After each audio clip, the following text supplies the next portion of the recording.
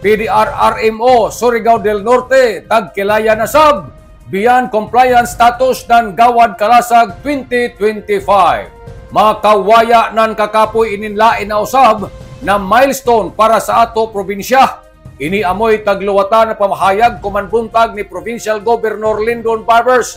Laong ni Governor Barbers, congratulations sa ato Provincial Disaster Risk Reduction and Management Office kon PDRRMO na tagpanguyuhan ni PDRRM Officer si Ciro Cosme Jonix P. Tripoli ya sa idyo pagkabot sa beyond compliance status sa Gawad Kalasag 2025 ilayom ng Advanced James Special Category first ever ng Surigao del Norte.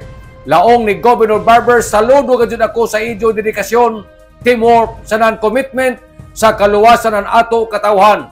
Matod sa gobernador, dilisab nato kalimtan ang ato James Submission Team na tagpanguyuhan ni Opsin Chief Darrell Arienza Gomez as their team leaders sa non-representative na nagatabang sa pagdayanan ini na milestone sa ato probinsya. Abantita sa pagpalig-on sa disaster preparedness sa non-emergency response para masigurado na safe sa non-prepared ang tanan katawan sa intero probinsya ng Surigao del Norte.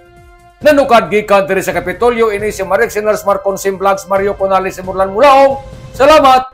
Marajaw na adlaw natong tanan.